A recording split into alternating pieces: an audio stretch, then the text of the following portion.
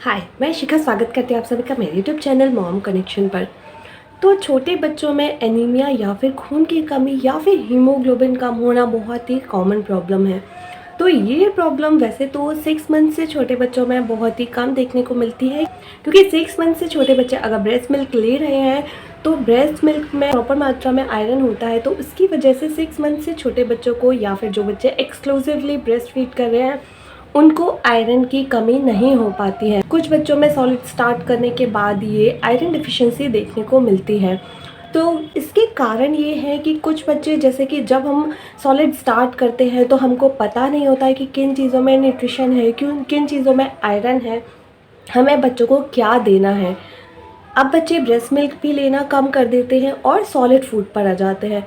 तो सॉलिड में अगर बच्चों को एक बैलेंस डाइट नहीं मिलती है जिसमें कि प्रॉपर आयरन हो, तो उसकी वजह से बच्चों में एनीमिया हो जाता है। क्योंकि मोस्टली 1 साल से ऊपर के बच्चों में ये देखने को मिलता है, क्योंकि 1 साल के बाद बच्चे ब्रेस्ट मिल्क लेना बहुत ही कम कर देते हैं या कुछ बच्चे ब्रेस्ट मिल्क लेना बंद भी कर देते हैं और उसके बाद बच्चे आ जाते हैं प्रॉपर एक मील प्लान पर। सबसे मेन जो कारण होता है कि अगर बच्चे को हम बैलेंस डाइट नहीं दे रहे हैं या किसी वजह से बच्चा खाना नहीं खा रहा है, क्योंकि आजकल ये प्रॉब्लम भी बहुत कॉमन है कि मदर्स बोलती है कि मेरा बच्चा तो खाना ही नहीं खाता, बहुत ज़बरदस्ती खिलाना होता है और बच्चों का खाने में इंटरेस्ट ही नहीं। तो इसकी वजह से बच्चों को एक प्रॉपर न्यूट्रिशन नहीं मिल पाता है, आयरन रिच फूड बच्चों को नहीं मिल पाता है, जिसकी वजह से बच्चों में एनीमिया या फिर खून की कमी हो जाती है। इसके अलावा जो दूसरा कारण है कि अगर हम बच्चों को बहुत ज़्यादा कैल्शियम देते हैं, बहुत ज़्यादा डेयरी प्रोडक्ट देते हैं, तो उसकी वजह से भी अगर हमारी बॉडी में कैल्शियम ज़्यादा हो जाता है तो फिर आयरन को एब्जॉर्ब नहीं कर पाती है बॉडी, तो उसकी वजह से भी एनीमिया हो जाता है। तो बच्चों को आपको ध्यान रखना है कि बच्चों को आप डेयरी प्रोडक्ट एक लिमिट में दें, एज के अकॉर्डिंग आप एक लिमिट के हिसाब से ही बच्चों को डेयरी प्रोडक्ट दें या फिर कैल्शियम दें। इसके बाद हम बात करते हैं कि जब बच्चों में आयरन डिफिशिएंसी होती है या खून की कमी होती है तो बच्चों की बॉडी कुछ साइंस देने लग जाती है। अगर हम इन चीज़ों को जल्दी से कैच कर लेंगे तो बच्चों में आयरन डिफिशिएंसी बहुत ज़्यादा नहीं हो पाती और हम इसको पहले ही क्योर करना स्टार्ट कर देते हैं। आप चेक करेगा कि अगर आपके बच्चे की बॉडी में ये सारे सिम्टम्स हैं तो आप भी एक बार डॉक्टर के पास जाके ज़रूर चेक कराइएगा, बच्चों का हीमोग्लोबिन लेवल ज़रूर चेक कराइएगा। तो सबसे पहला है कि बच्चों का चेहरा पीला पड़ने लग जाता है, बच्चों की बॉडी थोड़ी सी पीली होने लग जाती है, हमें लगता है कि बच्चे का कलर फेयर हो रहा है, लेकिन अगर हम ध्यान से देखेंगे तो बच्चों के फेस पर एक पीलापन सा नज़र आता है। ये एनीमिया का एक बहुत बड़ा लक्षण है। इसके अलावा बच्चों में भूख न लगना या फिर भूख लगने पर भी खाने का मन ना करना, किसी भी चीज़ को देखकर ही बच्चों को उल्टी जैसा होने लगना या फिर बच्चों का बिल्कुल भी खाने का मन ही ना करना या बिल्कुल भी भूख ना लगना, तो ये भी एनीमिया का एक अहम लक्षण है। नेक्स्ट जो है वो है बच्चे चिड़चिड़े हो जाते हैं, हर बात में वो जिद करने लग जाते हैं। बच्चे दूसरों के साथ खेलना पसंद नहीं करते, वो अकेले में ही अपना खेलना पसंद करते हैं। उनको थोड़ा सा भी कुछ बोलने पर चिड़चिड़ाने लग जाते हैं, बहुत ज़्यादा इरिटेबल रहते हैं।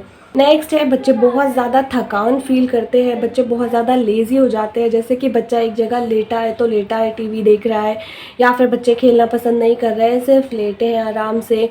और इसके अलावा बच्चों में पैर दर्द होना, हाथ पैर दर्द होना, बहुत ज़्यादा कमज़ोरी फील करना, ये भी एक बहुत ही अहम लक्षण है एनीमिया का।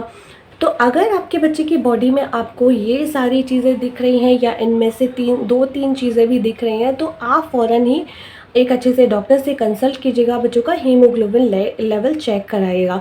अब मैं आपके साथ शेयर करने वाली हूँ कि अगर हीमोग्लोबिन लेवल कम है बच्चों का तो आप क्या क्या ऐसे उपाय कर सकते हैं जिससे कि बच्चों का हीमोग्लोबिन लेवल जल्दी से बढ़ जाए और बच्चों का ये चिड़चिड़ाहट, बच्चों का लेज़ी होना, लेथार्जिक होना, ये सारी चीज़ें जल्दी से कंट्रोल हो जाए।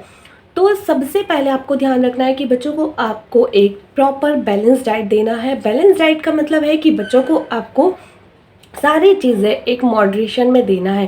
जैसे कि बच्चों को प्रोटीन भी देना है, आयरन भी देना है, कैल्शियम भी देना है और कार्ब्स भी देना है, बच्चों को फैट भी देना है, बच्चों को अनाज भी देना है, बच्चों को दालें भी देना है। ये सारी चीज़ें आपको एक प्रॉपर मॉडरेशन में देना है।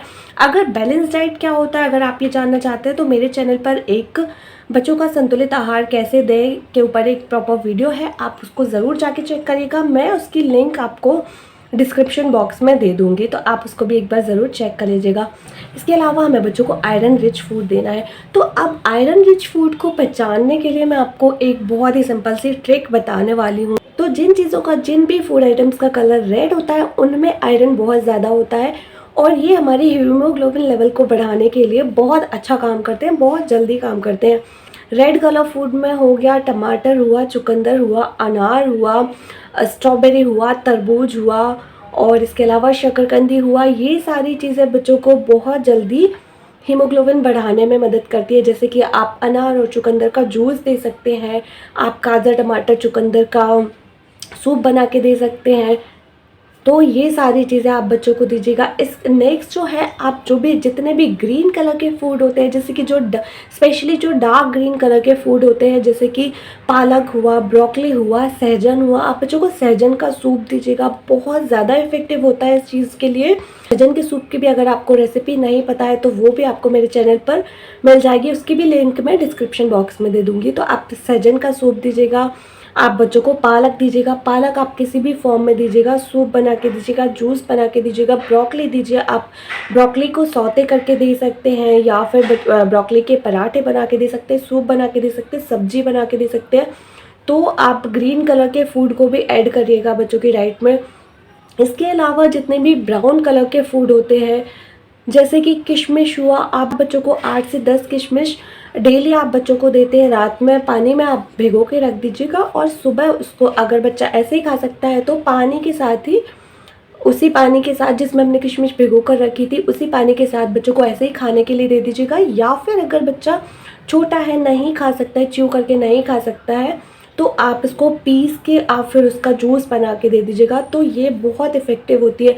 इसके अलावा आप मुनक्का दीजिए, बादाम दीजिए। मुनक्का को भी आप थोड़ा सा तवे पर सेक लीजिएगा घी डाल के और इसको काला नमक डाल के फिर मुनक्का दीजिए, बादाम दीजिए, अखरोट दीजिए, आलू दीजिए, गुड़ दीजिए, चना दीजिए। और मतलब इसके अलावा भी जो भी ब्राउन कलर के फूड है वो, उन सारी चीज़ों में भी बहुत ज़्यादा आयरन होता है, तो आप ब्राउन कलर के फूड दीजिएगा। तो ये एक ट्रिक है कि आप कैसे पता कर सकते हैं कि किन फूड में आयरन बहुत ज़्यादा होता है। तो रेड, ग्रीन और ब्राउन कलर के जो फूड आइटम्स होते हैं, मोस्टली इन कलर के फूड्स में आयरन होता ही होता है। तो आप ऐसे चेक कर सकते हैं कि किन फूड में आयरन होता है।